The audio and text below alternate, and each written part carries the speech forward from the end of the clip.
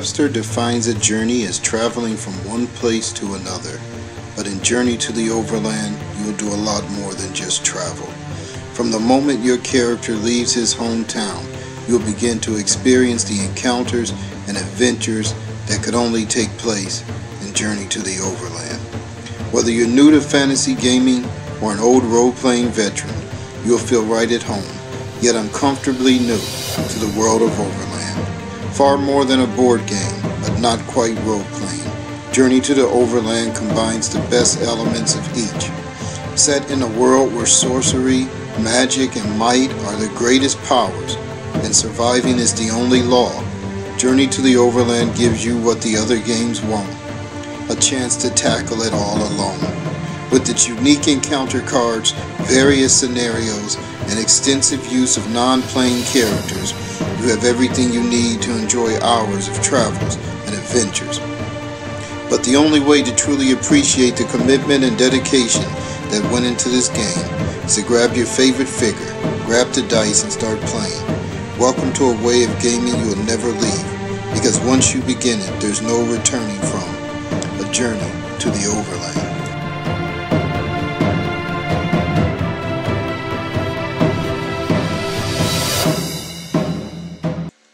Previously on Journey to the Overland. After having finally dispatched a dogged assassin that had tracked him for over 2 months, Maverick makes his way to the town of Zafton, but before arriving, discovers a lost village on its outskirts. Once at Zafton, based on his many tests and trials to date, Maverick is finally rewarded with the skills of a fighter. Resupplied and confident of his newly acquired ability to defend himself, Maverick sets out once more with his trusty dog Tender. But even for a skilled fighter, life is not easy in the Overland. After first hearing rumors of yet another assassin sent to take his life, Maverick encounters an eerie character calling himself the Hive Lord, who is able to communicate with and command insects. After barely avoiding what would have otherwise been a deadly encounter with the master of the insects, Maverick believes his luck has changed when he encounters a beautiful healer. But as she harshly rebuffs his every attempt to seek her aid, Maverick finally realizes and accepts that it is not to be, and continues his journey, making for the town of Wooddam.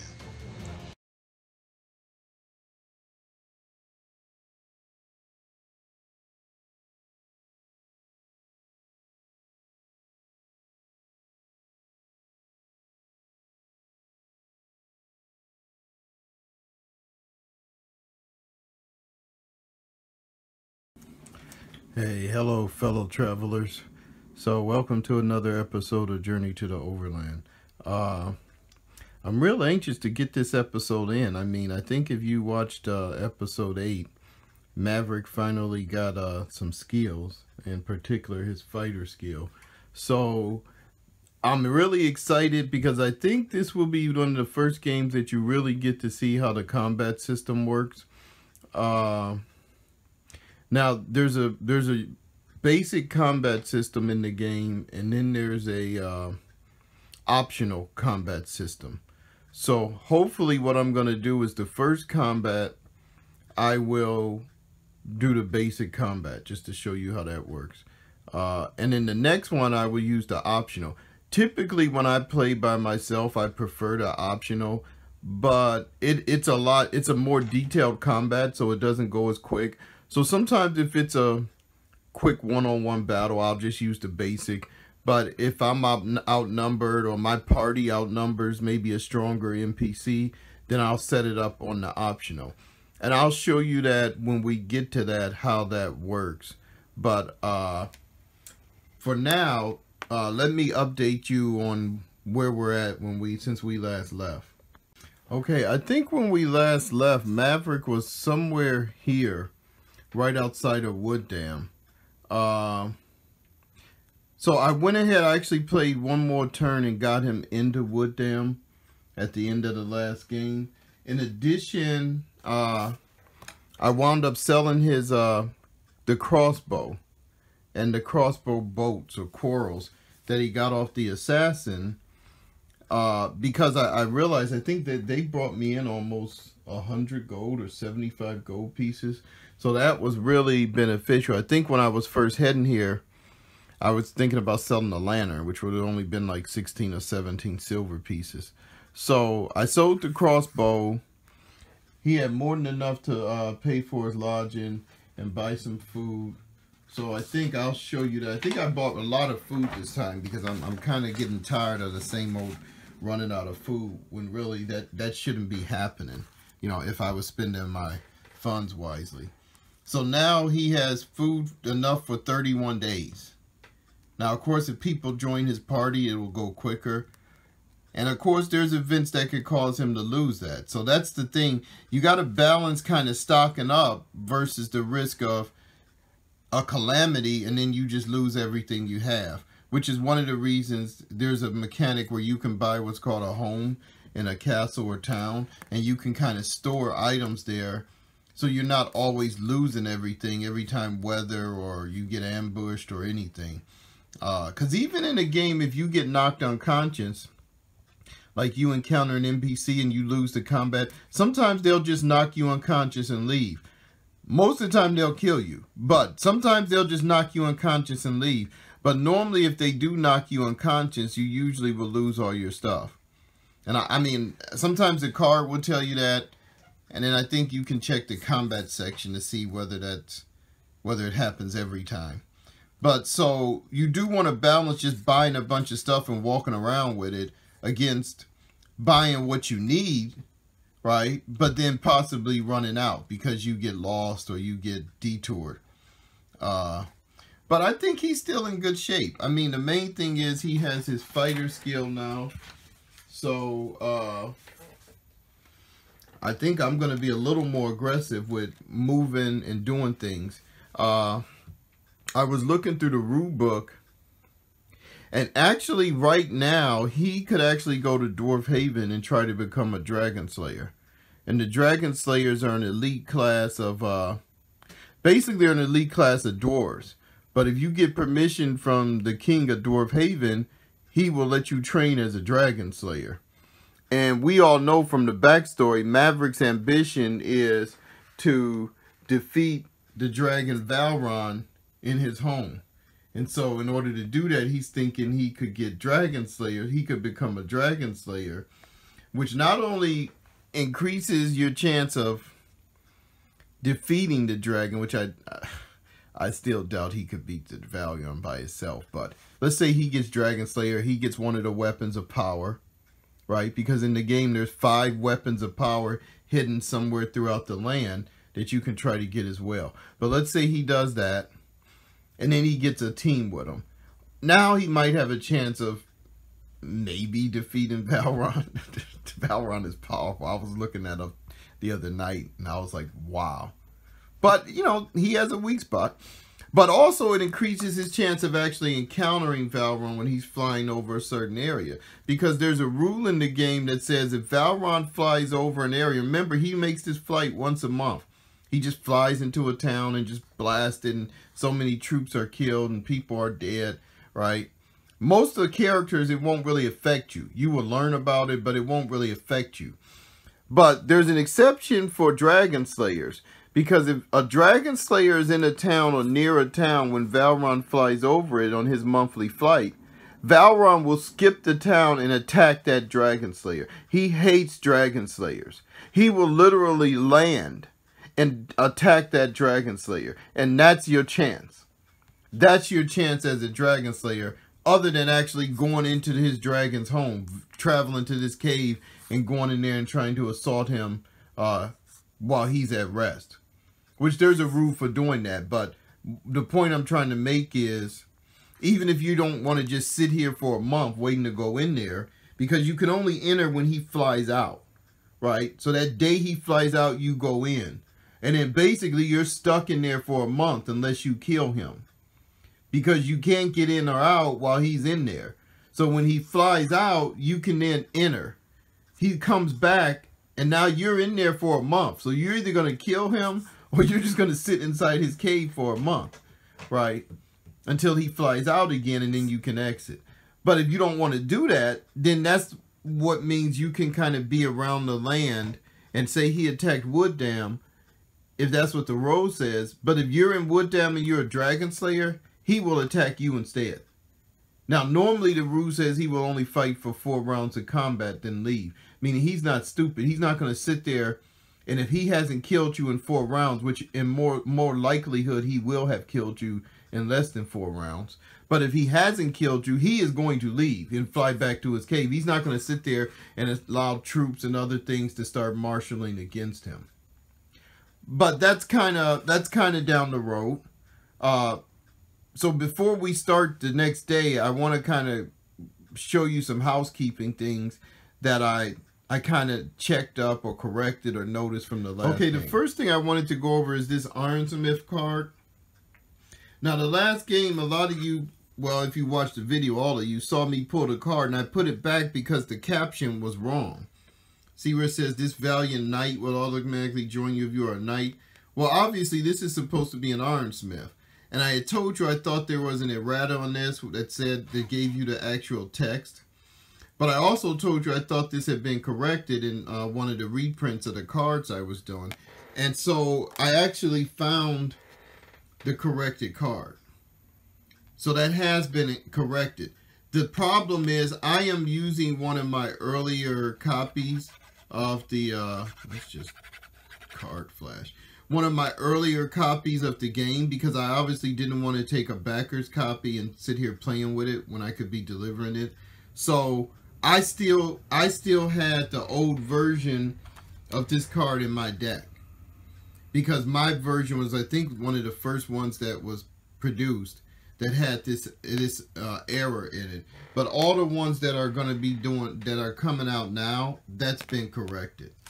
Now, another thing I wanted to point out that I noticed when I was rewatching the last game I played, there was a point when I was here and I was about to do my move, and I rolled, I think I went 1, 2, and I had to make a roll to determine whether I don't know if I might have been here, or maybe, I think I could only move 1. But either way, I think I wound up in this hex, 1620. I rolled to see if it was going to be desert or open land. I said it was like 80% desert. And I got, less than 80, so it was desert. And that was where I moved to. And I wound up stuck in the desert. I wound up suffering from malnutrition. I wound up having to eat an extra meal that I didn't have. And as I was watching the video, I realized I could have went here. Because do you see this water location here called the Only Oasis? These are what we call strategic locations. And there's a section in the book, I think it's page 136, that talks about strategic locations on the map. So, and what the strategic locations are just things that don't have a regular effect on gameplay, but they do have special effects on gameplay depending on what stage of the game you're in. So if you look up the Only Oasis, I think that's either in the strategic locations, or you might even have to go to desert. Okay, so it's not in strategic locations, but let's go to desert terrain, because typically I think the way the game says is if you're in an Oasis hex, then you don't have to suffer the effects of being in a desert. Okay, and this is where it says that at. It may say it somewhere else, but this is what I'm referring to. Characters in an Oasis hex need not eat the double meal requirement, right? And remember, the double meal requirement was one of the reasons I think I suffered from the malnutrition or whatever. So I actually could have moved there to this Oasis hex, and I wouldn't have had to eat that double meal requirement. So I just wanted to point that out so you can kind of pay attention to that if you find yourself trying to maneuver through that. Okay, area. The last thing I wanted to show you from last game is, if you remember, I had drawn an event card called a Lost Village, which turned out to be in this hex here. So I simply found this counter, and I don't even know what it goes to or what that's an image of. But I got this counter out of my bit box, and I kind of taped it to the map with just some masking tape. And it won't hurt this map. This map is coated. But I taped it to the map so that in the future I will know that I have that lost village there. Now, you could actually just have like put a marker around there. I started to take a black marker and indicate there that there was a lost village. But the reason I didn't do that is because if I was to play another character like Lila, like pick up with her, she would not have known that that village is there. So having that marked with the marker wouldn't apply to her because she wouldn't know that that village is there because she didn't find it. Now, an alternative to that is you could maybe use a black marker for the items that Maverick has found, and maybe a red marker for Lila or a blue marker. But I just chose to use this. That way if Maverick dies, or I'm playing another character, or I'm doing a special scenario, I can take that off.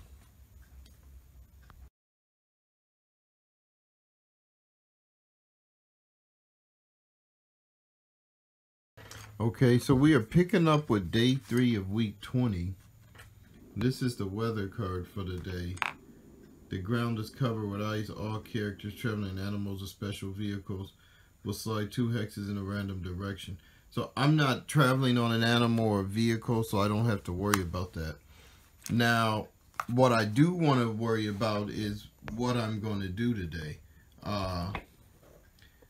You know, I do have my fighter skill. See if I can focus this in a little better. There we go. I do have my fighter skill, and really for the first time I don't have to like run out of town because I'm broke or starving.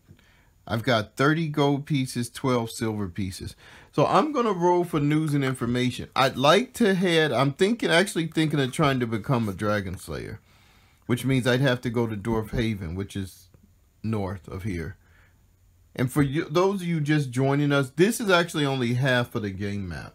I cut my map in half to make it easier to set up on my table. The map is actually about 2 feet long, so I'm playing with, you know, maybe a foot or so of it. But I'm thinking of going to Dwarf Haven. Now, one of the things you can do in the game is while you're doing one thing, you can actually do another. So say, for example, I'm heading to Dwarf Haven, but I get some news and information that says, hey, if you meet somebody at Morsh Monastery, you know, they'll give you some gold.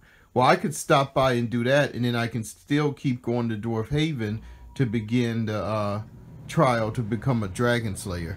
So I'm actually going to roll for news and information today. I'm going to stay in town and see what I can find out. Okay, I think most of you have seen this before, so I'm not going to go over this again. We're just going to roll on our table. I am using some new dice this game. Not that I didn't like the other ones, but I think they actually had a tendency to roll low. I mean, I got some very low rolls with those dice, like 0.4, 0.3, which is actually kind of odd. But, so I'm just going to try a game with these other dice, and I'm going to use the red as my 10 die. So this is the table we're rolling on. Ha! It still rolls low. Look at that. I rolled a 0.8. So I guess it's not the dice. It's just friggin' me. Can you believe that? I don't think we're going to get much out of that result, but let's see what happens. You meet a hungry derelict who will tell you where free lodging is available. However, if you stay in this free lodging, you must subtract 10 from your presence while in this town. That's interesting. So we can basically go sleep with a bum. He's going to tell us where they let homeless people sleep for free. But it says while I'm in town, I'd subtract 10 from my presence score. Which, I mean, it really wouldn't matter if you plan on leaving town early. But I'm not going to go do that. I mean, that just... I don't know. I think that might have some repercussions later if I sleep with this guy with the bums and homeless people, and then I try to come the next day for an audience example. I'm going to have a -10 with my presence, and my presence is only 63 as it is. So pretty much if you do that, you got to get out of town, right? You can't walk around doing news and information, going to taverns, seeking an audience with a king, studying magic, and everybody knows just the other day you were sleeping on Skid Row. So I think I'm going to pass. I have enough to pay for my lodging, and that's what I'm going to do.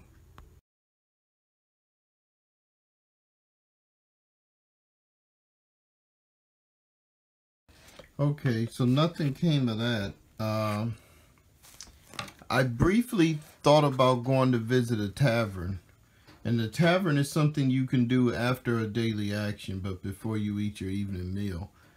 The thing is, certain towns have their own taverns that have their unique names. Like Milesdale has a tavern called Foeman's Cave, where you can visit it and roll on the table to see, you know, what happens while you're there, if that's what you want to do. All towns have a basic tavern, except for, I think, Morsch Monastery. There's another place that doesn't have one. But the basic tavern is just you can buy alcohol or ale. You can sleep with a man or woman, which is basically like hiring a service. You know, anybody that plays Kingdom Death will know what I'm talking about. And then I think there's one more thing I saw that all the basic tab. Oh, you can buy your food there, which is actually expensive. It's like 1 gold piece just for a meal at a tavern. And there's some minor things in the rules, like for drinking. If you're drinking socially with another NPC, you know, it might increase your score for a check the next day or the next time you roll for something on the NPC reaction table with them. But none of that was actually going to help me. So I decided that I wasn't going to go to the tavern. First of all, I didn't need to be spending money on anything like that. And, you know, I decided that it would be best if, you know, I kind of kept my focus. So we're going to start the next day, because I did eat my meal, paid for my lodging. Let's check the weather for the day. So this is a lunar eclipse. So there's no travel. Well, that makes my decision easy. I'm going to try to get an audience with the mayor. So this is a good reason why I didn't sleep with the homeless people last night, because I can't travel today. And if I would have tried to seek an audience after sleeping with somebody that was homeless, I would have had a -10 to my present score. So let's see if we can get an audience with the mayor of Wooddam.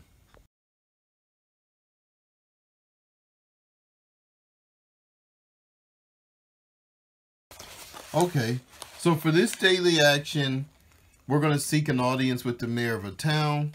We can roll percentile dice. We can add 10 to this roll. If we pay 50 gold bribe, I don't have 50 gold, or I pay it because my presence is only 63. It says it can only be increased by 10, no higher, regardless how many bribes the character gives. So let's seek an audience with the mayor of Wooddam. Now, this isn't the actual table you roll on, so we're going to take a look at that. And the seek an audience, because this is actually the result once you've been granted an audience, the section I was looking at. So I'm going to take you to the seek an audience with the mayor table. Okay, so the seek an audience table is actually on page 80. And it's under town activities. So it says here you must roll on the table below to see if the mayor or lord will see you. Now it's kind of risky because sometimes you can get locked up if you roll too low. So this is the table. The other part told us we could add 10 if we paid a bribe. I don't have a bribe. So I don't think we have to make a presence check. I think we just roll on it. To have an audience, must roll on the table below first to see if the mayor or lord will see them. So let's roll on the table. Now, I guess I'll use the, I think I'm going to use the green as the 10 die this time. That 8, I don't like that 0. So let's use the green. 85, that's got to be decent. That's got to be decent. So let's see here, 85. Oh, what? The mayor has fallen ill. No audience is allowed unless you are a healer, cleric, or capable of healing his 10 points of wounds. If so, you will be allowed an audience after healing him. Wow. That was too bad. That was actually a pretty good roll. I thought we definitely had an audience. So that didn't work out, but since we couldn't travel today anyway, that was worth doing. Alright, so I'm going to wrap up my daily activities with my lodging and my meal, and then we'll start day 6.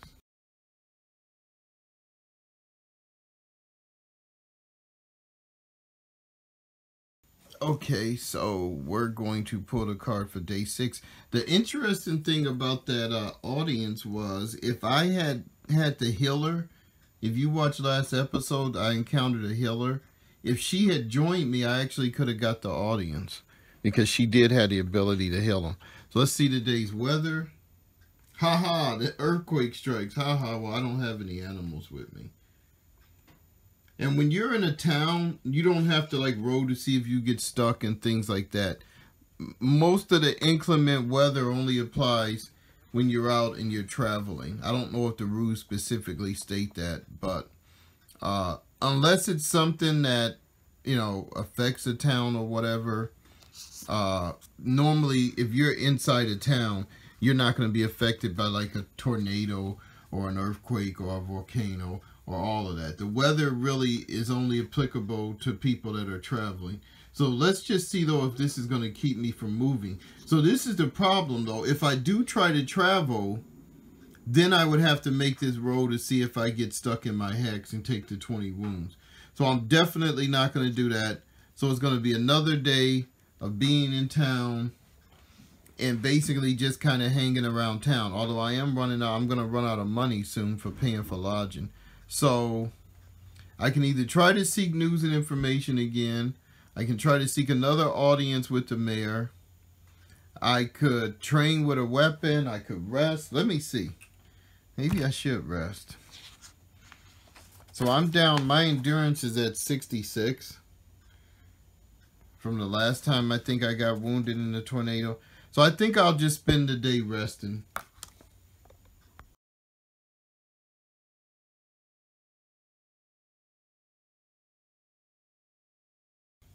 Okay, so here's the weather for day 7. Mud puddles. Should roll percentile dice. The character slips and falls. All characters -1 from movement rate if traveling in... I don't have the slightest idea what that says. Looks like the card got cut off. So you're supposed to -1 if you're traveling in somewhere. I think that's supposed to be heals. Yeah, let me check that real quick. Okay, so yep, that's supposed to be if you're traveling in the hills or steps as they're called some places. So I'm not traveling the hills, so that won't apply. But this is a note I'll make when I reprint my cards again to get that corrected. But I went and looked at my original manuscript. So that's not going to apply. But if you do get this card, that's what should say in there. It says you only -1 if you're traveling in heels because of the mud. So that won't affect us. We can do our travel. Let's roll to see if we have an encounter. I'm ready to get the heck out of this town. Just hanging around with them is boring. So let's make this roll. I think it's a 75% chance we're in open land. So probably will have an encounter. Ha! What is this? 76. So we have no encounter, which means I need to get the other half of the map out. Okay, because Wood Dam was located in hex 1716, I could have either went here, here, or where I'm at. But either way, I would have had to stop because this blue line indicates a river. And in the game, you have to stop when you encounter a river, and then the next day you can proceed across it. So that just kind of represents you being slowed down trying to get through the river. The good news is I'm very near the King's Castle, and we're about to draw another event card, which usually has things to do about what's going on with the castle. So, you know, if it's something that I want to do, I'm real close to just going there and taking part in whatever activities are going on. So we'll do that tomorrow.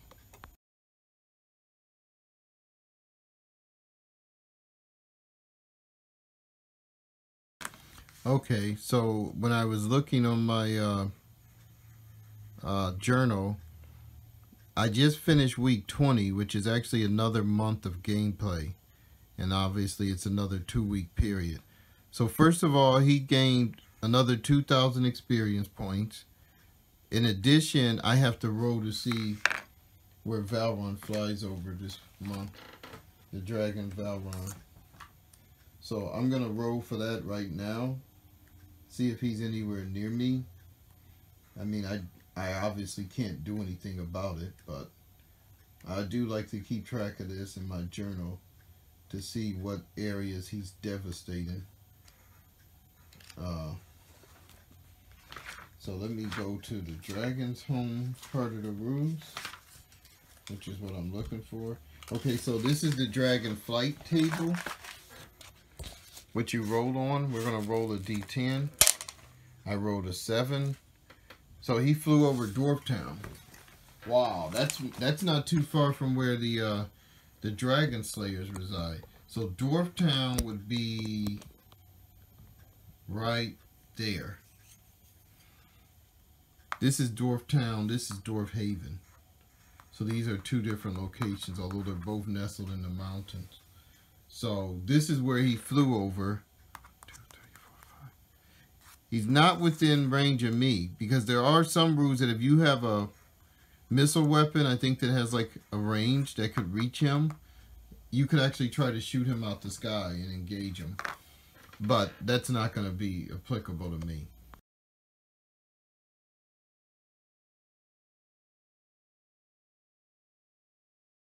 Okay, so we're starting week 21. We're going to pull a new event card. I didn't shuffle any of these because I had shuffled the encounter cards before I started playing. And I'm not going to shuffle the event or the weather cards, because I definitely don't want that earthquake to keep coming up. So I'm going to try to go through these without shuffling them. I'll shuffle them when I get to the end. Normally you do shuffle them like every 2 weeks or every month. It's in the rule book. And that's just so that the game is kind of unpredictable, that there's events you might never see, even though you keep playing the game over because of the shuffling. Whereas otherwise, you just burn through a deck. So it's not designed to do that necessarily. But let's just see what our event is. Whoa. So this is our event that's going on this week, and I'm near the castle. Rumor has spread that people are conspiring to overthrow the king. Any characters with troops, except knights, will be pursued by 2,500 of the king's troops. These troops will pursue the character and his troops until they come within combat range, and then they will attack, or until the week ends and the king recalls them. These troops will be led by the first knight and will leave from his outpost. If more than one character has troops, the knights will pursue the character closest to him. So now there's a way in the game you can lead troops, and I think when I was going over the warrior skill, I explained that to you. Now obviously no king likes a guy walking around his kingdom with a bunch of troops under his command. I think we even had a guy in one of the videos, Hunvish, with Lila, who had troops. So what this card means is, because there's rumors of these revolts, the king is sending out his knights to track down characters with troops and basically destroy them. The first knight is Bone Lord. And I think Bone Lord resides in Warrior's Bane, which is somewhere in the south here, or Rebel's Bane. And that's like one of these forts here. This is called Demon's Bane. But these are usually where the knights are housed. For another one is up here, which is called Pirate's Bane. But the one that the first knight comes from is in the south, and that's in the rule book. But that's not going to apply to us this week because I'm not leading any troops. So we can go on with our normal travel. Let's pull a weather card. Hopefully we got something decent. Ice. So again, this only applies if you're riding an animal or special vehicles, or like wagons or something pulled by an animal. So let's move those off the map. I'm trying to decide if I should go to King's Castle. There's always something going on at King's Castle. But if I wanted to go do my Dragon Slayer thing, I would be heading up this way, because you'd have to get an audience in Dwarf Haven. Let's do that. I mean, if we encounter somebody, maybe it'll change my plans. But for now, we're heading that way. So the green is going to be my encounter die. It's a 75% chance. So I do have an encounter. Let's see what that is. Oh, I encountered a female magician. This level 3 magician is adept at 50% mild steel magic. Now, mild steel magic means every town has their own form or type of magic, or at least most towns do. So she could use any of the spells or what I call wards in the game that are available at mild steel magic with a 50% chance of being successful. It says if she joins your party, she will request at least 5 pieces a week, 5 gold pieces to pay for magical items. If you fight her, she has these things called +10 astral beams that do -9 damage. These beams cause sunburn wounds. Oh, those are nasty. Those are nasty. She's adjacent to me. She has 75 gold pieces and she's level 3. So this means we are going to have to roll on the NPC encounter table. Okay, so there's an NPC reaction table, or at least a printout of the cheatography version of it. I mean, I really can't use her because I don't have enough gold to pay her 5 gold pieces. Is it a week or a day? Well, it's a week, so I could probably pay that. Her astral beams aren't that powerful, though, so I don't know how much she would help me in combat. But the mild steel magic might help. Let's see what we get. I don't really want to fight her, but I will. 83. That's not bad. That's not bad. 83. NPC will aid you in combat or other activities as long as you accompany them. Will join your party. So she will join me if I pay her. And I do have enough to pay her. How much gold do I have? So if I pay her 5 gold pieces, she'll be with me for a week. I have 20 gold pieces, so I can't hire her. So what I'm going to do is look up the mild steel magic to see if there's any spells in there or wards that would help me if she traveled with me. Of course, I'd have to feed her too, but let's see.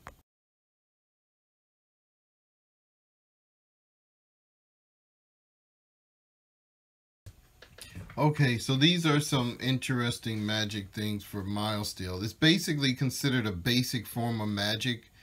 You know, the men of mild steel are kind of your hillmen, your barbarian types. So they're really not going to have a lot of magic. So they have this one called illusion, which basically causes a -5 from somebody's presence score.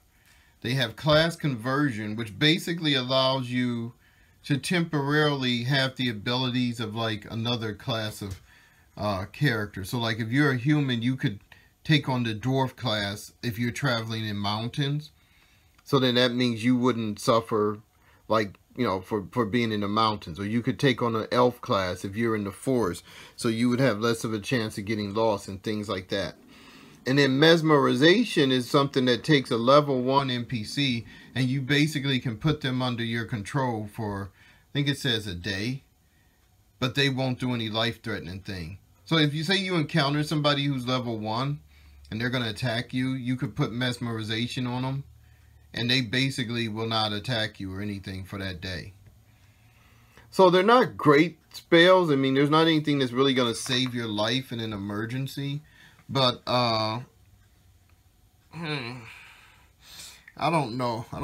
It's always nice to have somebody traveling with you just to absorb some wounds in the combat. It's only 5 gold pieces for a week. So, yeah, I think I'm going to let her join me. We'll see. Okay, so she's joined me, right? And I gave her 5 gold pieces. So I at least have her for a week. Which is going to put me down to 15 gold pieces. Let me do that. But I want to tell you something, which is pretty cool. So one thing about this game is you always have to be thinking. I mean, whenever you play a solo game, you got to kind of understand the game, right? You have to be thinking. So it occurred to me, because she has this magician ability that she can make me have a different class than I have, right? If she performs it successfully. I'm heading to Dwarf Haven and I'm trying to become a dragon slayer, right? Now, when I get there, I am going to have to roll and make a presence check to see whether they will train me. So I went to the roof of Dwarfhaven for Dragon Slayers. This is what it says. It says, characters who wish to become Dragon Slayers must travel and gain an audience. So first I have to gain an audience with Thoron. Once I do that, they must pass a presence check. Dwarves add plus 20 to their presence. So basically, I can go to Dwarfhaven, get an audience with the king, because Thoron is a king. I could then attempt her mild steel magic spell of class conversion to make me appear to be a dwarf, right, to Thoron. And because I'm now a dwarf, I will get that plus 20 to my presence, which is only 63. So that would actually give me an 83% presence score. So this is actually a lot more beneficial than I thought. I wish her magic ability was a little bit higher, but I mean, for 5 gold pieces, oh, you can't beat that.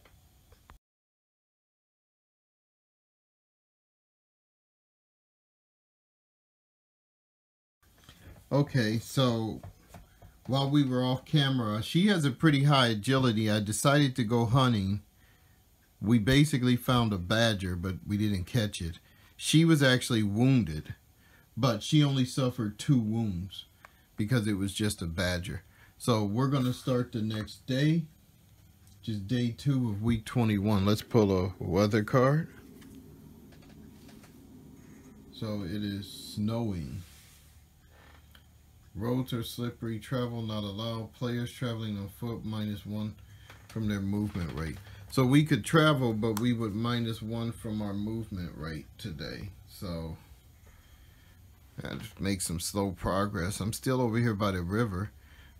I guess I'm going to travel because I might as well see if we can encounter somebody else. This is getting pretty interesting. Although I didn't finish my move for the other day. I forgot to make my move after I encountered her. She was adjacent to me. So technically we should be here, right? Because we're on our way to Dwarfhaven. So we're making a little progress. All right, let me see yesterday, was there anything that slowed my movement? I know there was some card. I think it was ice. Yeah. That was only if you're traveling on animals or vehicles. So that didn't affect my movement. All right, we're going to travel again today. Let's check for an encounter. 75% chance. So we do have another encounter. This is going to be me and Zamora's first real encounter together. Let's see how we do. Oh, wow. These are Amazons. A tribe of Amazon. Attack your party. Whoa. No road necessary. There's 4 of them. Any women you do not kill but defeat will join you if you allow it. So that means if I win but I don't kill them, they'll join me. So I could actually knock them unconscious, and then later on they could join me. If not, they will remain in this hex and spend a day with you whenever you return to it. Wow. That's nice. Only the ones you defeat will be there. So they have +5 staff, -7 damage, absorb 5, maximum absorb 20 leather armor. Their ability is 60. Endurance is 55. Well, this is going to be good. This is going to be good. So let me get this set up.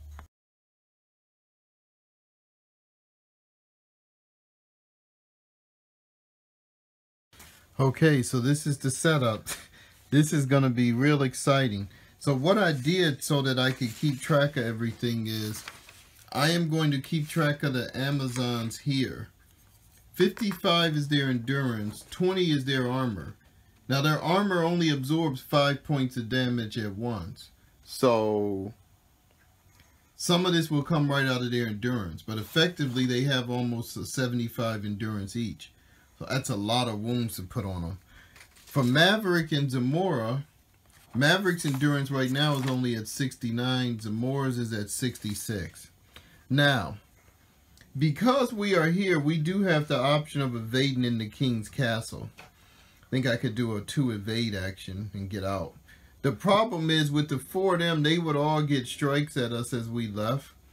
And they are using staffs, which aren't that powerful, but first of all, I'm tired of running, and I want to test out my fighter skill. And, yeah, plus I got Zamora with me. So the first thing we're going to do is roll to see who gets the first strike, because basically there's no roll on the NPC reaction table. So I don't know if it's fighters or warriors always strike first in combat. I don't know if that applies to fighters. Also, let's see if there's any modifiers from the weather today. Okay. So none of that is going to affect the combat.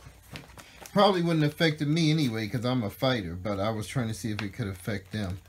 All right, let me see how we're going to determine who strikes first. Okay, so a brief summary of my fighter skill is I get the bonus to my ability and endurance, which I've already done. But I also get a +10 modifier when I'm using a sword, which is what I am doing.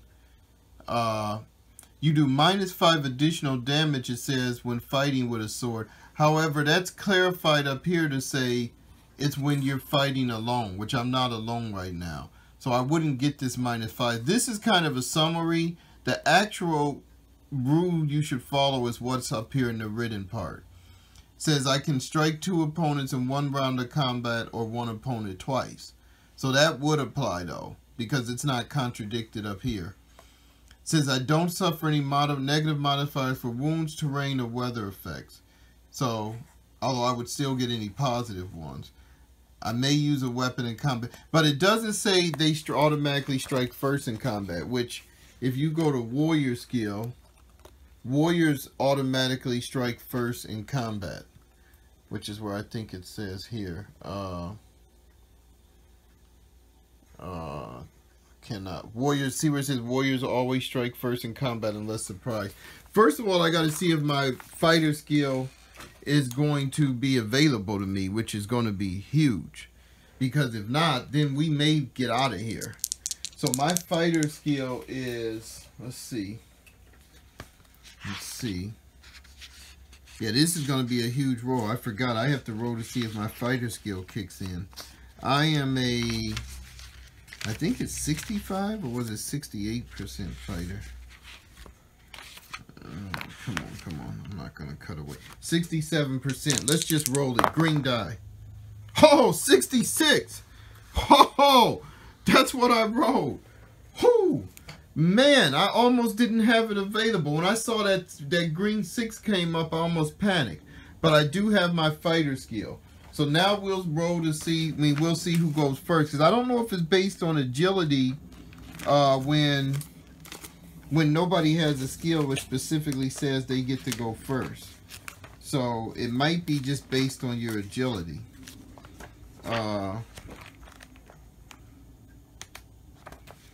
These Amazons are tough.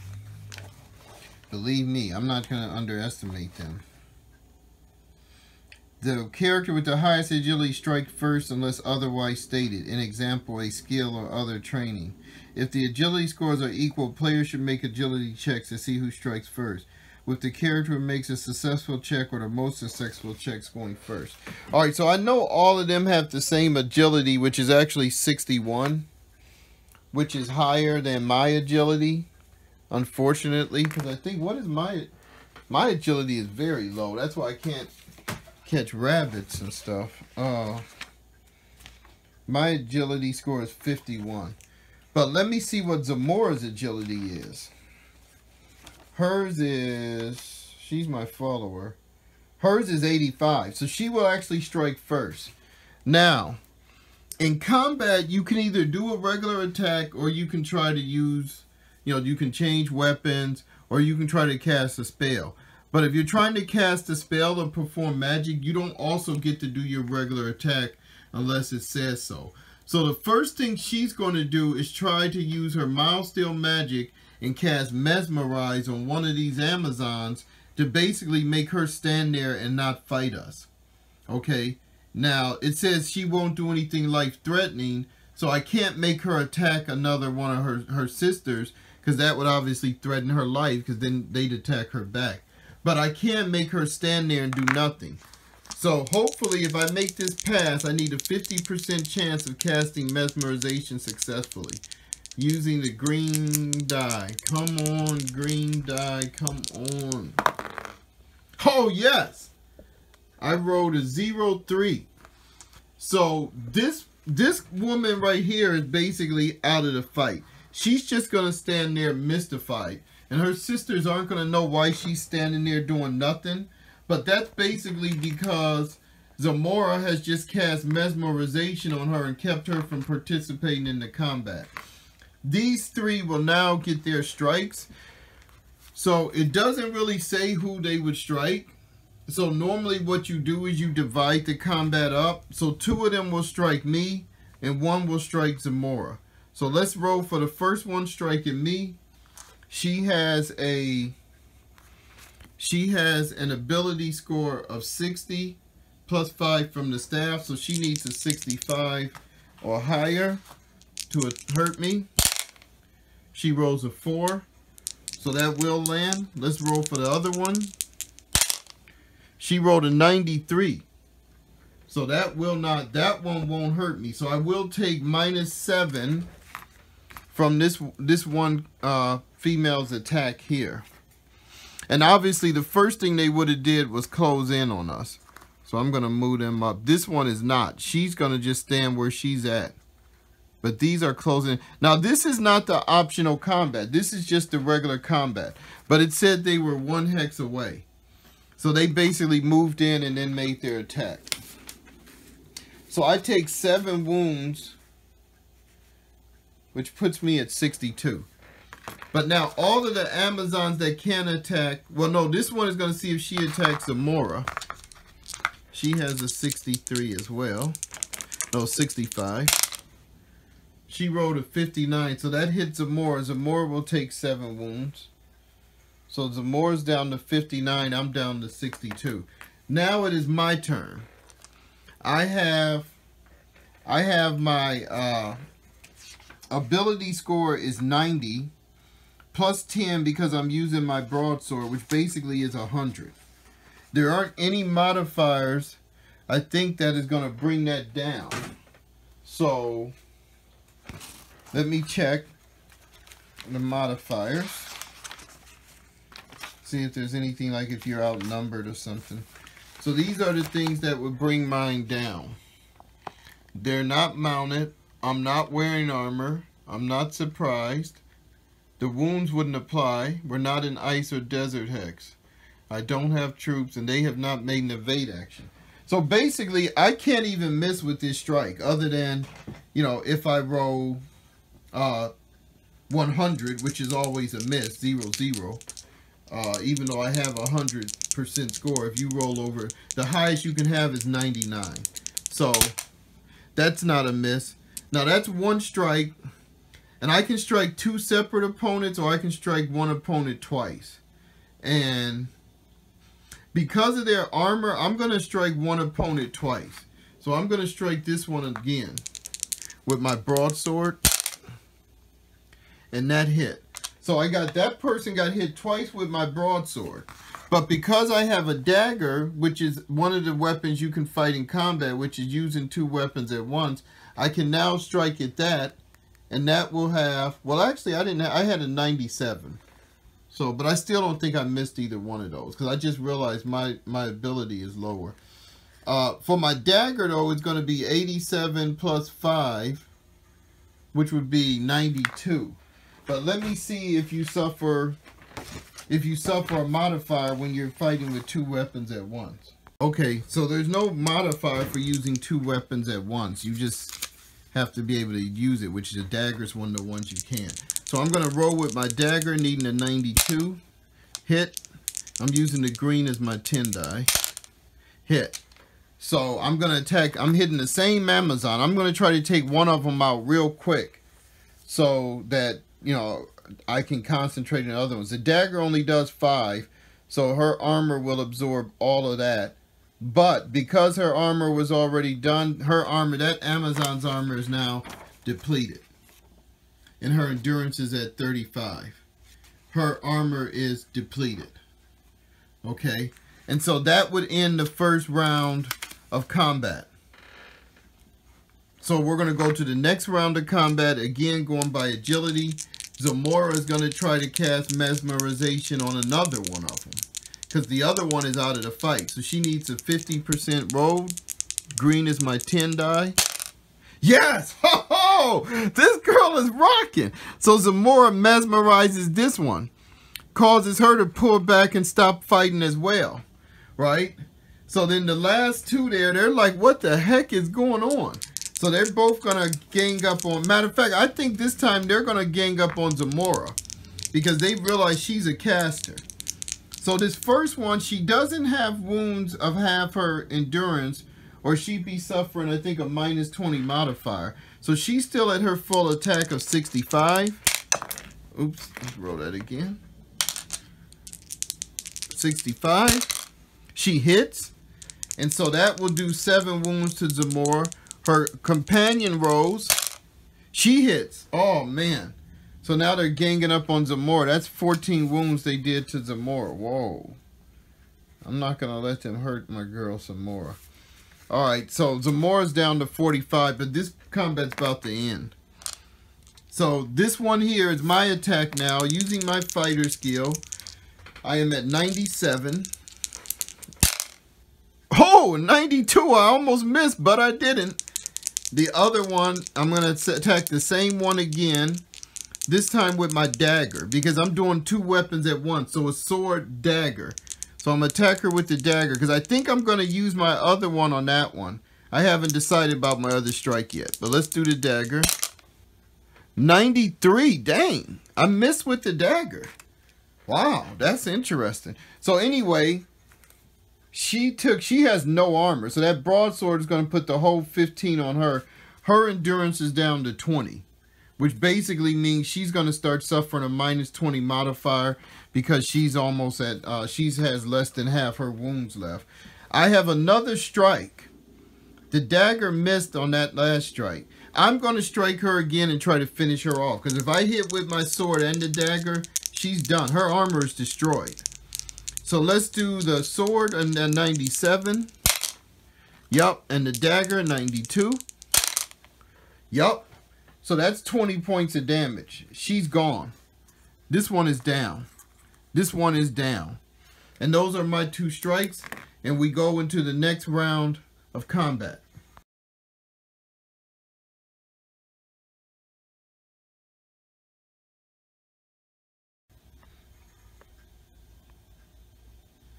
Okay.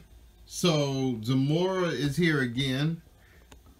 I'm trying to decide if I wanted her to try to cast her mesmerization, which she has been doing real well, or whether I should just have her start using her astral beams, which really wouldn't get past this last one's armor. The reality is I don't even know if I want to mesmerize the last one. I might just want to take her out. They each have 20 gold pieces each. And the problem is, if I don't kill them, I can't take their gold, right? Because if I leave them here, like it says, you can leave them here and then come back and spend time with them later, then I can't take their gold or their possessions. You have to kill them, or at least knock them unconscious to do that. So, I mean, I guess I could stand here and knock them unconscious, but I'm assuming that would actually break their spell, since that's life-threatening. So, one of them is dead. So I definitely will at least get that sword, which is probably going to mean that staff, which I could sell, and the 20 gold. So the other one, though, I'm not gonna let Zamora mesmerize her. We're not mesmerizing nobody else. So Zamora's gonna use her astral beams, which are +10, -9 damage. She's 47, so it'd be 57% chance of landing with her astral beam. She's just about to put some magic on this lady. 65. Did that hit? Does that hit? 47, 50. Nope, that missed. So I should have stuck with her mesmerization. Now the Amazon is going to attack Zamora again, because she knows right now that that's her best chance of doing any real damage. She has 65. Oh, she missed. She rolled 80. Wow. All right, my 2 attacks. Broadsword, 97. Hit. Dagger, 92. Hit. Broadsword again, 97. Hit. Dagger again, 92. Oh, I missed with the dagger. Rolled a 98. Did you see that? Okay, so I got 2 broadswords and 2 daggers on her.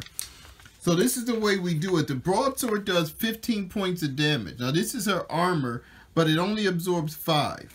So it will take 10 from the first broadsword attack, leaving it at 10. The second broadsword attack did 10, destroying it. Right? Well, no, it actually only takes 5 because it can only absorb 5. So that would have left it at 15. It would have took 5 off the other one, which would leave it at 10. So her armor is at 10 now. But she took 10 points directly to her endurance, putting her at 45. She took another 10 from the broadsword, putting her at 35. Now the 2 5s from the dagger, which only does 5 points of damage, the armor would take both of those. And then the armor would be destroyed. So that's where she's at now as we're going into, I think this would be the start of the 4th round of combat.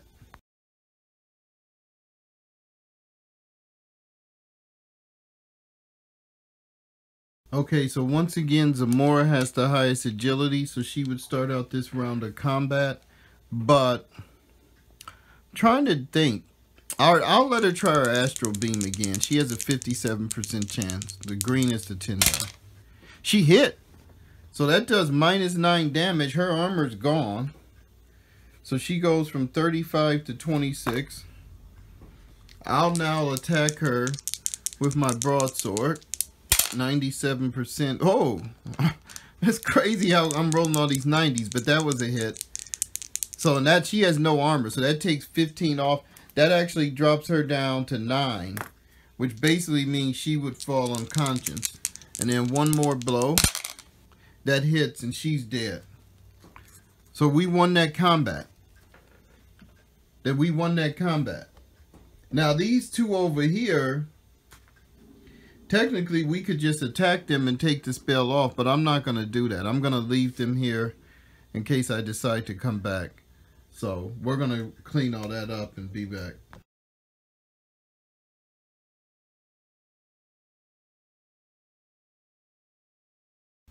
Okay, so we got everything cleaned up from that battle. That was very exciting, very interesting. I hope you enjoyed that.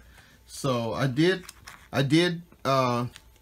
mark the possessions that he picked up. He's got 2 staffs and 40 gold pieces from that combat. I also marked the hex where they started, which was 1 hex away from us. And so he can come back there and, you know, they've offered to show their, quote, gratitude, unquote, for him and Zamora sparing their life. Zamora was awesome, which is why I always tell you in this game, you know, it's best not to travel alone. If you can avoid it, try not to travel alone. I probably could have took them with my fighter skill, the way I was racking them up. But, I mean, 4 of them on me, man. I would have been, you know, even with -7, that would have been 28 wounds every round of combat. So I only had a 60. My endurance is only at 60 because I don't have any armor. Hopefully I can buy some armor with that gold I got off of them, and when I sell their staffs, and see how much gold that would get, which would be half of what they would be, what you would normally buy a staff for.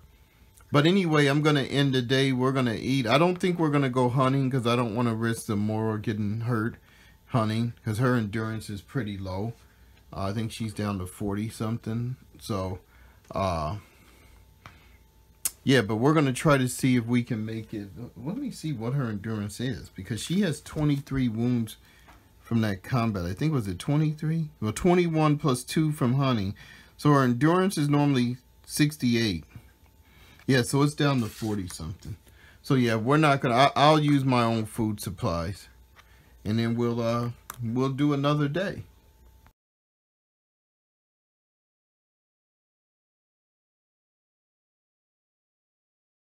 Okay, so this is day 3. Let's pull our weather card for the day.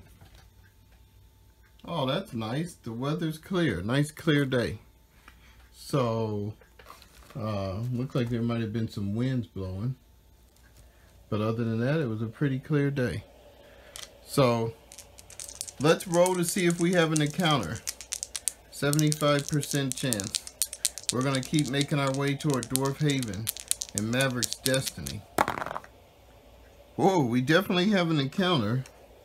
I rolled 09. So let's pull an encounter card for the day. Whoa, what is this?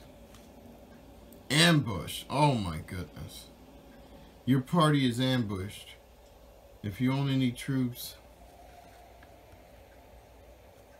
these children. I don't have troops, so I can ignore that. If you have no troops, then 4 men attack you and your party and surprise you in combat, which means they will strike first. They have short swords, they have shields. Every other round they will choose to defend. So these guys are experienced. And there is no roll on NPC reaction tape. Man, it is dangerous out this way. So now I have to set up this ambush.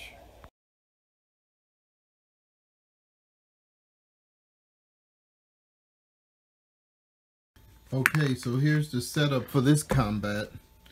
And so this one, I wanted to kind of assess it before I went into it. We're too far away from, oops, see if you can see this. We're too far away from King's Castle to flee because we're in the hex that I'm in. So you can only go 2. So even if I fled, I'd still be outside of the castle, which really wouldn't end the combat or it wouldn't end the pursuit. They would just chase me, I'm assuming anyway. Plus they would get a free strike, and there's 4 of these guys. They have shields, which is gonna be difficult because every other round they're gonna defend themselves against my automatic attacks. And that's the perfect thing to use against somebody that has an automatic attack because their shields are plus 12 shields. But they have a 0, 1 through 10 break, so I'll show you how that works. They don't have any armor, actually, so that's actually good. They all have 50 endurance. So I'm more worried actually about Zamora than myself, but I mean, I have to worry about myself too because they do -8 damage with these short swords. Their ability is 53, so you add 8 to that, and you're going to get, I think it's what, 61? And they're going to get to strike first because they surprised us. They basically just jumped out of nowhere. So the first thing they're going to do is close in, right, into range for the combat, because it says they were 2 away. So they can definitely get in contact with me and Zamora. They get the first strikes. So we're just going to do 2 on me and 2 on her. As long as she's alive, then it'll be all on me. Alright, so their first guy here, he needs a 61. He hits. He needs a 61. He misses. That was an 88. He missed. He needs, so for the 2 that were attacking me, 1 hit and 1 miss. So that means I take 8 points of damage from the 1 that hit, which puts me down to 54. Oh, that's scary. Wow, that's scary. Because if I fall unconscious, I'm done. The other one missed. What about the 2 on Zamora? He hit, needing the 61. He missed. So one of them missed her. So she takes another 8. So that takes her from 45 to 37. Whoa. Alright, so it's our turn to do what we can do. I think I'm going to have Zamora try to mesmerize one of them again and get him out of the fight.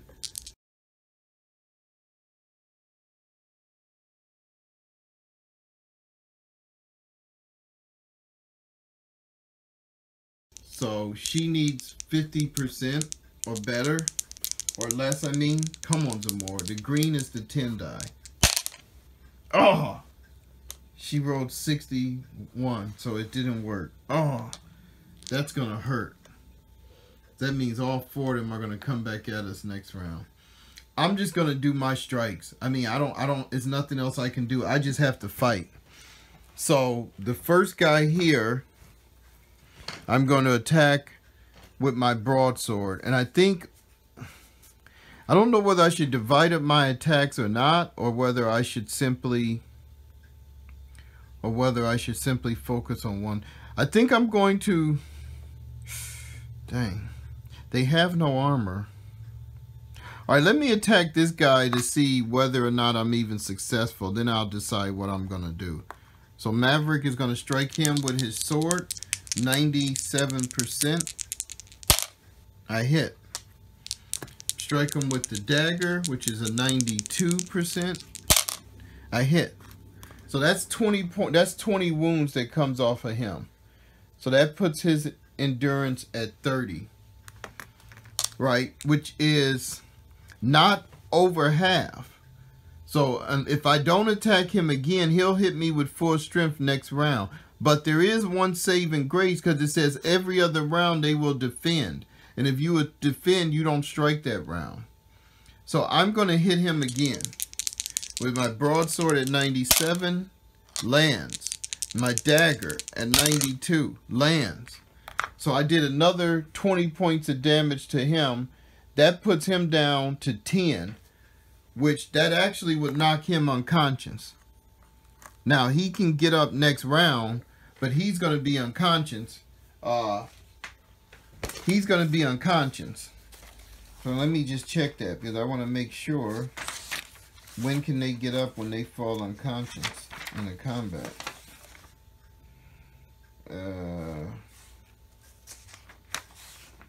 Where's unconscious at? 1 second. Okay, so when I looked at the rule on unconscious on page 121, it doesn't say that NPCs fall unconscious. It just says a character will become unconscious if his wounds drop to 10 or below. But it doesn't say that NPCs become unconscious.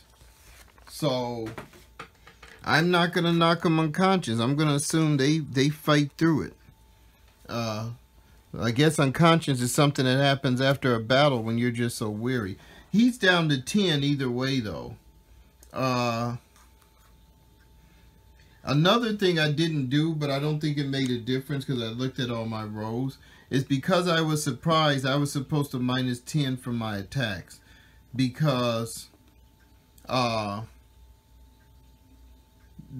even though I'm a fighter, and matter of fact, I didn't even roll to see if my fighter skill kicks in. Oh, this could be horrible. I'm going to have to redo all this. All right, what is my fighter skill? 60 something. So as long as I get less than 60. Yes, my fighter skill kicked in. All right, so because I did that, I'm going to re-roll my attacks on this guy, all of them. So, and it's not a 97, it's 87. So 87 with the broadsword, 82 with the dagger. So the first broadsword, that is a miss. Yep, that's a 92. The dagger, it's a 82. So I hit with the dagger. So this guy is at 50 minus 5 is 45. So I'm going to do my other attack on the same guy with the broadsword, needing an 87. I hit with a 70. The dagger, needing an 82. I missed with an 86. Dang. That one little modifier makes a huge difference, doesn't it? So he's only down to 30. Wow. So we go to the next round of combat, and they're all going to choose defend actions because it says since they have shields, every other round of combat they will choose to defend. So that's going to give Zamora a chance to use her mesmerization, needing 50%. Come on. Yes. Yes, she rolled 15. So she's going to mesmerize this guy right out of the fight. He just is like, I don't know why I'm attacking you. I don't know why are we attacking you? So he's mesmerized out the fight. These other guys are choosing a defend action. So that means they don't get to strike this round of combat. They're basically holding their shields up to their head, you know, after the blows I threw at them. So he won't take any strike from Zamora because she used her casting and she can't strike now. These two will take strikes from me. Because he's using a defense action, though, with the shield, I have to show you how that works, defending. If a character decides to defend against an attack, he gives up his right to strike as his opponent after his opponent has made his attack. Instead, he will attempt to block his opponent's strike and cause him to miss. To get his defense score, a character must roll percentile dice.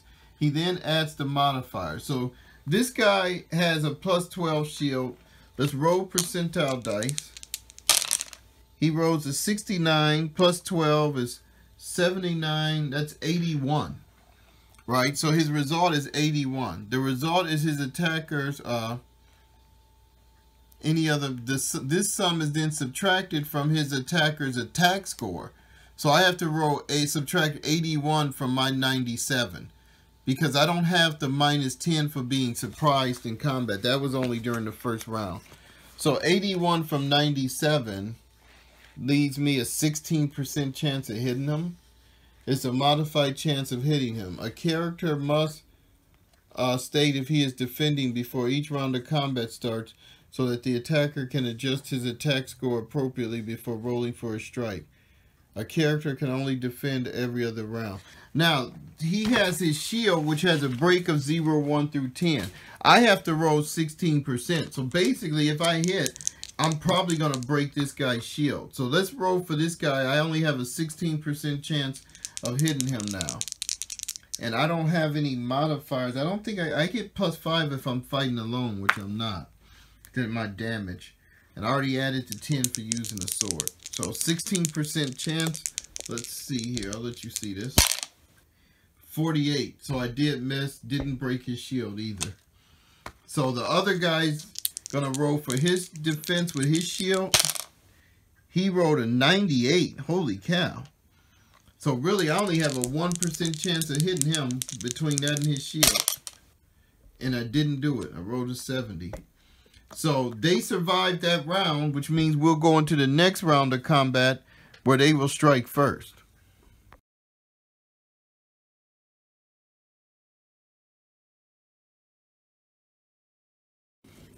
Okay, I need to clarify a few things.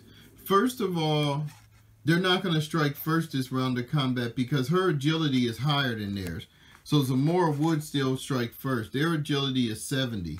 Hers is 85. So she can try to cast another Mesmerize. Now,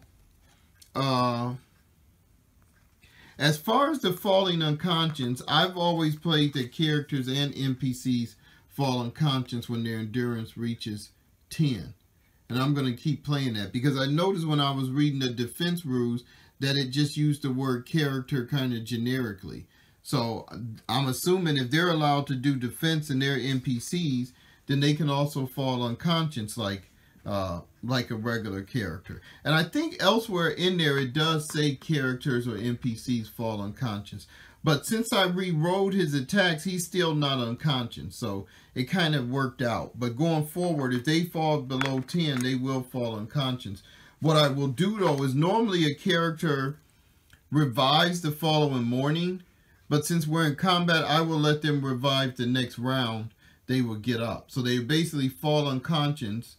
Then they will spend a round unconscious or an attack, lose an attack, whichever. If they have an attack, they will lose an attack, but the next round they will wake up and can attack or defend. If they've already attacked, then the next round they would have to be able to get up from being unconscious, but they couldn't do anything else.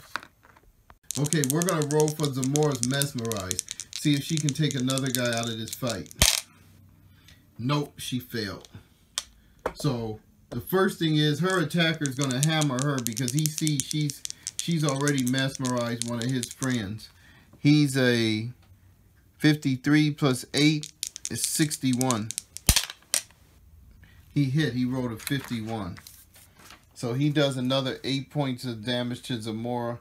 She is now down to 29. So she's about to fall unconscious. Now, I have the two on me. They both have a higher agility than me. So this guy here that's pretty badly wounded, although not half yet, he will attack with a 61. 78, he missed.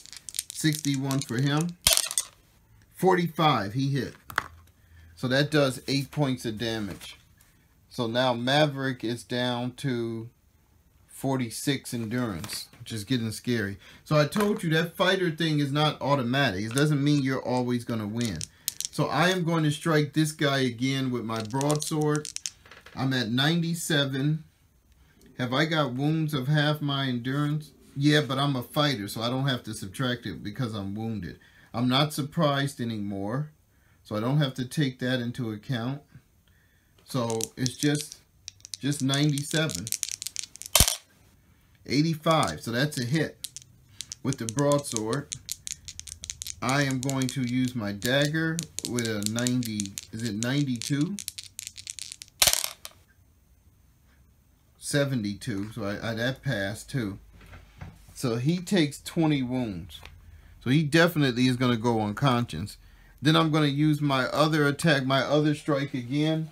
And I'm going to see if I can finish this guy off. Because I definitely want to do that if I can. So the broadsword, which is at 97. 88, that hit. The dagger, which is at 92. 60, that hit. So he is dead. That guy is out to fight. He's not getting back up. So that ends that round of combat, and we'll go to the next round. Okay, so I really need some more to pass this mesmerization, because these three guys are basically unwounded. It took me longer than I thought to take out that one dude. This guy is mesmerized, so he's technically out of the fight. The problem is, if Zamora dies, then the spell is going to break, and I'm going to have to fight all three of them from that point on. And my endurance is literally down to 46. So, I mean, I'm very, very precariously to falling unconscious and being killed. So she definitely needs to pass this roll. She needs a 50 using the green die.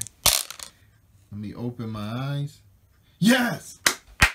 I closed my eyes when I wrote that. So she mesmerizes this guy now. And he's like, huh? Why am I attacking you? Huh? Huh? Well, why am I attacking you? You haven't done anything to me. So he backs off the fight. Woo! So Zamora will not take a strike that turn. I am going to well on this dude. So I need, well, he gets his strike first because he has a higher agility. So he needs a 61. Ooh, he rolled a 2. He hit me. Dang. So I'm down from 46 now to 38 endurance. Man. Okay. All right, my broadsword at 97. Hit. Dagger at 92. Hit. Broadsword again at 97. Hit. Dagger again at 92. Hit. Okay. So that actually is going to be 40 points of damage for him, which is going to knock him unconscious this round. Right? Which won't help me now, but it would help me next round. Alright, so we start this round with Zamora, who's basically holding these two guys off with her mesmerization spell, which you can see right there. She's got that spell pushing him away out of the combat. She's going to use her Astral Blast on this guy while he's down to see if she can just about finish him off. She has a ability of 47. The Astral Blast is 10, which makes it 57. But I think she's wounded to over half her endurance. So she's down to 29, which, yes, that's more wounds than she's at normally 68. So she would minus 20 from that. If you're wounded for half your endurance, you minus 20. I mean, unless you're a fighter like me, or like Maverick. So she would go from a 57 to a 37. Yeah. So she failed. That's fine. I'll finish this guy off. Because none of those modifiers are going to apply to me. So I have a 97. Hit. And that does 15 with the broadsword. That finishes him off. So this guy is dead too. These two are standing here mesmerized. Now, obviously, I would love to attack them guys, but if I do that, that's going to be a life-threatening event, and then they would be able to attack me back. So me and Zamora are simply going to leave. She's going to cause them to leave, and we're gonna move on and see if we can get to Dwarf Town in one piece.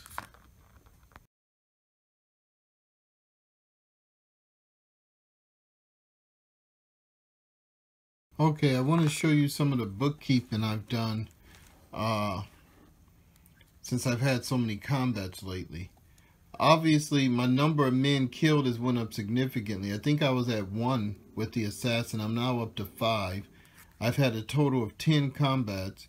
I have 155 gold pieces that I've taken off of people I've killed. I've got a buttload of weapons. I've got 2 staffs, 2 short swords, and I also have 2 shields, like 2 large shields, which is on my shield page. I don't know why is it buried back here. But I have 2 large shields. I don't think you can see the entry. So I put both of those on there, one of which I'm probably going to keep because shields are kind of expensive. I have 2 large shields. Now, one thing I will point out is on the encounter cards, when you see this number that says gold, that's how much each of them have. So that's not how much the whole party has. That's how much each person has.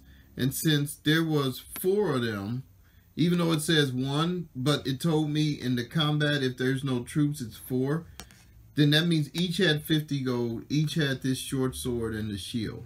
So remember that when you're doing your bookkeeping. Right, and so I've already moved them. We just missed getting inside of Dwarf Town, but I should be able to enter tomorrow even if we have an encounter. And Dwarf Town is actually in the mountains, so we're probably not going to have an encounter.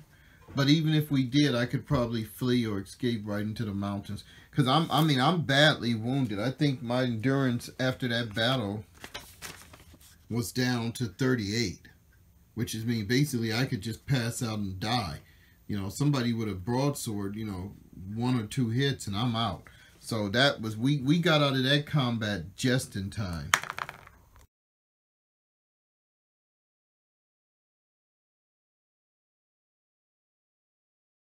Okay, so I expect this will be the last turn of the game, and if things go well, we'll have no encounter.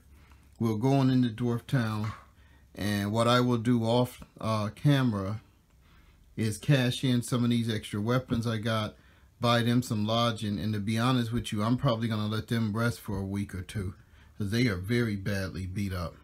But let's see what the weather says. I hope we don't get earthquake or some crap like that. Fog.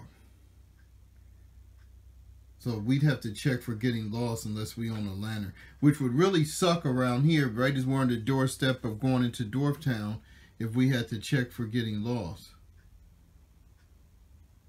It says unless we own a lantern. It says that even if we do own a lantern, there's a 60% chance we would get lost.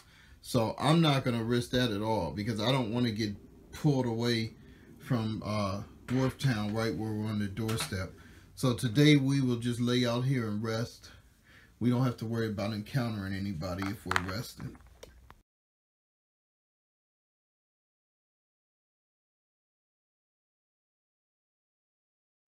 Okay, so this is day 5. Let's see if we're able to enter the town this time. If the weather doesn't hold us up. Snow. -1 from movement. From their movement rate.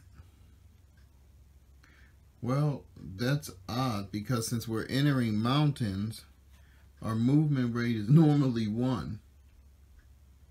But if this says -1, we can't move. Meaning snow has basically blocked the mountain passes. It was too hard to move. So we're going to have to sit here again and rest.